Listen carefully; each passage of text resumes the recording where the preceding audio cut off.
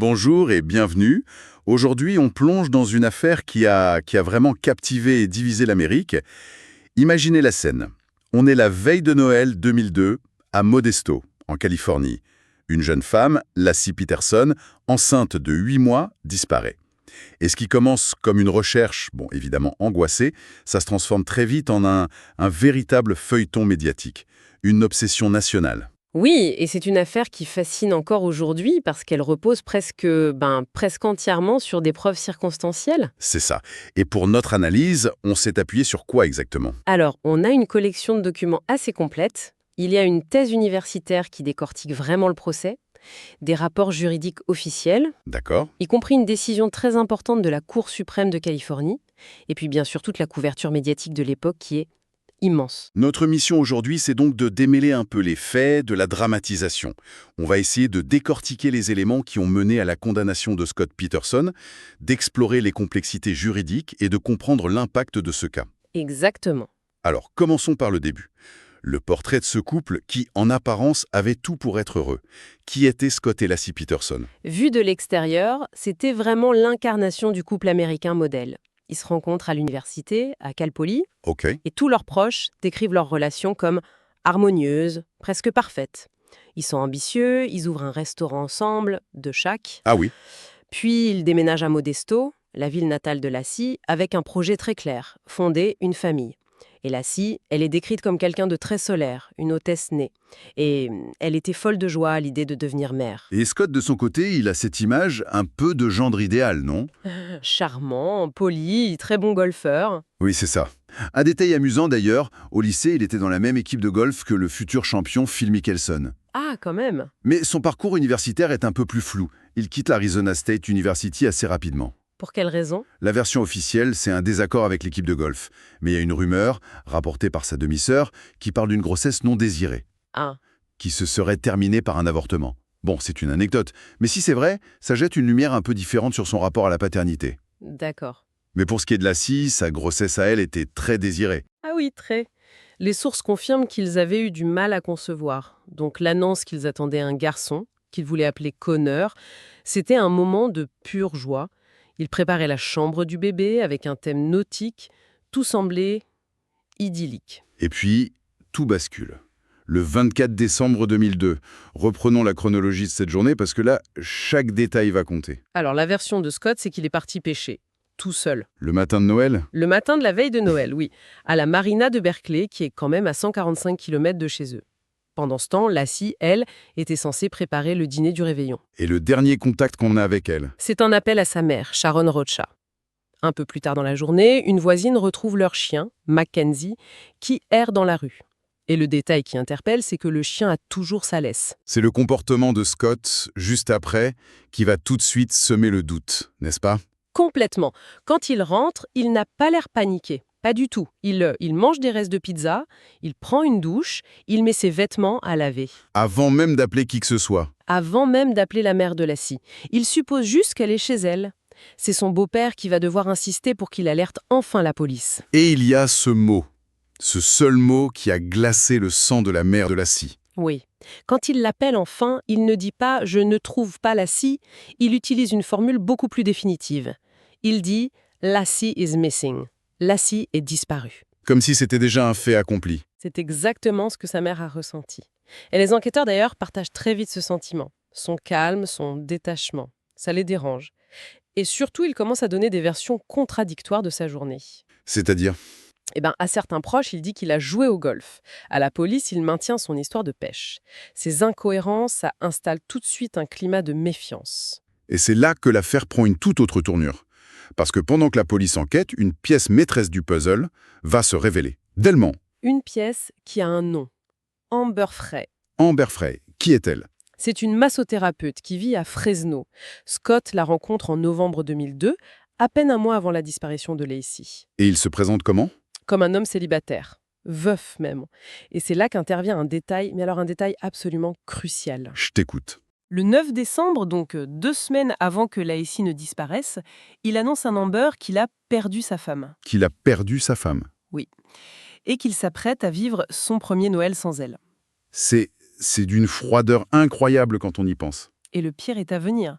Le soir du Nouvel An, il y a une grande veillée aux chandelles organisée pour Lacey à Modesto. Toute la famille est là, les amis, les bénévoles. Escotier? Il y est, oui. Il se tient un peu à l'écart, dans la foule, mais il est au téléphone, Avec Amber Frey, je suppose? avec Amber Frey. Et il ne fait pas que lui souhaiter la bonne année, il lui invente une soirée de réveillon de toutes pièces. Il se décrit à Paris, en train de regarder les feux d'artifice depuis la Tour Eiffel. C'est fou, cette capacité à mentir de façon si élaborée au milieu de ce qui est censé être sa propre tragédie. Et c'est ce qui va durablement choquer l'opinion. Amber, de son côté, elle commence à avoir des doutes, évidemment. Elle voit le visage de son petit ami à la télé associé à cette disparition. Elle fait le lien. Elle fait le lien et elle contacte la police, qui lui demande de collaborer. Sa mission? Enregistrer toutes ses conversations téléphoniques avec Scott. Et ces enregistrements, ils deviennent une preuve centrale. Une des colonnes vertébrales de l'accusation, oui. On l'entend continuer son mensonge de voyage en Europe. Et le 6 janvier, il l'avoue, enfin, la situation à Amber, mais en le faisant, il confirme lui avoir dit qu'il avait perdu sa femme bien avant qu'elle ne disparaisse vraiment. Et pour les jurés, qu'est-ce que ça a montré? Ça n'a pas seulement montré un mari infidèle, ça a révélé une personnalité calculatrice et, pour reprendre leurs mots, une personnalité glaciale, stone cold.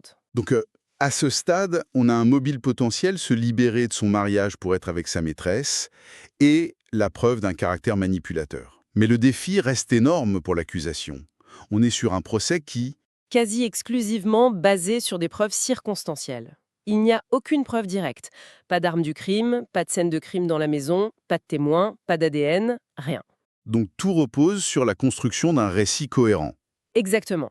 Leur théorie, c'est que Scott a tué Lassie le matin du 24, probablement par strangulation, qu'il a transporté son corps dans son nouveau bateau après avoir fabriqué des ancres en béton.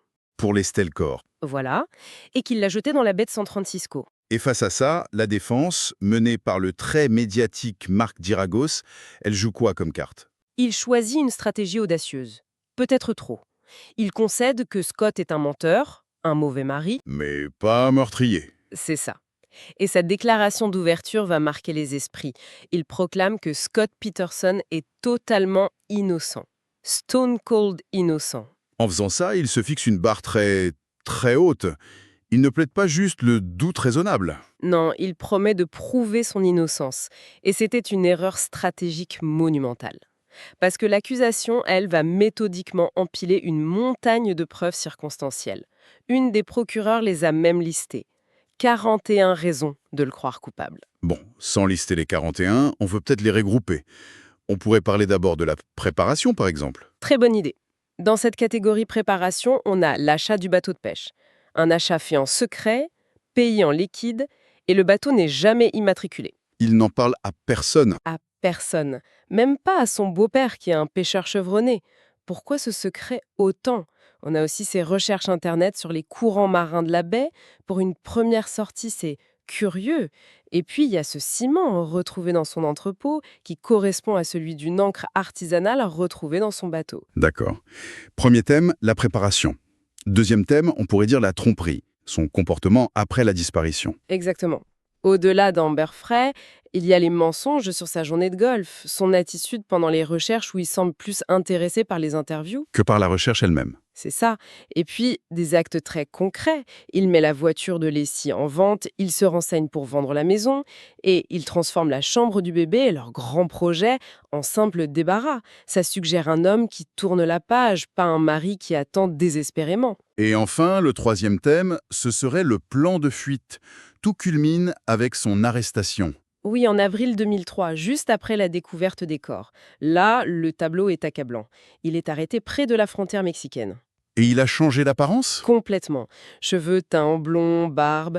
Dans sa voiture, la police trouve presque 15 000 $ en liquide, du matériel de camping, plusieurs téléphones et le permis de conduire de son frère. Ça ressemble beaucoup à un homme prêt à disparaître. C'est en tout cas ce que le jury a pensé. Face à cette narration implacable de l'accusation, que pouvait bien faire la défense? Comment Geragos a tenté de démonter tout ça? Sa stratégie, ça a été de créer du bruit, de semer le doute partout, même avec des théories assez extravagantes. Comme celle du culte satanique? Voilà. Il a suggéré que Lassie avait été enlevée par un culte, qu'elle aurait accouché et que les corps auraient été jetés à l'eau par les ravisseurs pour faire accuser Scott. Une théorie pour laquelle il n'avait aucune preuve. Absolument aucune. Ça a dû paraître désespéré au jury, surtout que cette théorie, elle a été anéantie par la découverte des corps en avril 2003. Les corps de Lassie et de Conner. Oui. Leurs restes s'échouent sur les rives de la baie, et précisément dans la zone où Scott avait dit avoir pêché. Et l'autopsie révèle un détail fascinant. L'état du corps du bébé suggère qu'il est resté protégé dans l'utérus de Lassie. C'est un phénomène rare qu'on appelle parfois naissance post-mortem. Ce qui contredit directement la théorie de la défense. Exactement. Ça rend l'idée d'un enlèvement, d'un accouchement puis d'un double meurtre très très improbable. Le verdict tombe donc en novembre 2004. Scott Peterson est reconnu coupable. Coupable de meurtre au premier degré pour Lassie et au second pour Conner. Et il est condamné à la peine de mort. Mais l'histoire judiciaire ne s'est pas arrêtée là. Non, loin de là. En 2020, l'affaire remonte jusqu'à la Cour suprême de Californie et la décision est intéressante. D'un côté, la Cour confirme sa condamnation pour meurtre. Donc ils estiment que les preuves étaient suffisantes. Voilà. Malgré leur nature circonstancielle, elles étaient suffisantes. Mais, et c'est un mais de taille, la Cour annule sa sentence de mort. Alors attends, comment c'est possible? Sa condamnation est maintenue, mais sa peine est annulée. C'est une subtilité juridique importante. La Cour a séparé le verdict de la sentence. Le verdict de culpabilité est validé. Mais ils ont trouvé une erreur de procédure dans la sélection du jury. Ah, Le juge du procès initial avait écarté des jurés potentiels juste parce qu'ils avaient exprimé une opposition à la peine de mort sur un questionnaire. ce qu'il n'avait pas le droit de faire. Pas comme ça. Il aurait dû leur demander si, malgré leurs convictions, ils seraient capables d'appliquer la loi. Comme cette question n'a pas été posée, la sélection a été jugée partiale et la sentence de mort annulée. Donc il a été recondamné. Oui, à la prison à vie sans possibilité de libération conditionnelle. Au-delà de son cas personnel, cette affaire a eu un impact législatif majeur. On parle de la loi de Lassie et Conner. Oui, officiellement, c'est l'Unborn Victims of Violence Act, une loi fédérale de 2004. Elle change la donne car elle permet d'inculper une personne pour 2 crimes distincts si elle tue une femme enceinte et son fœtus. Ce qui est intéressant juridiquement. Ça repose sur une doctrine qu'on appelle l'intention transférée. L'idée, c'est que l'intention criminelle de nuire à la mère est transférée au fœtus, le reconnaissant comme une victime à part entière aux yeux de la loi pénale. Pour résumer, on a donc une affaire emblématique, construite brique par brique sur une accumulation de preuves.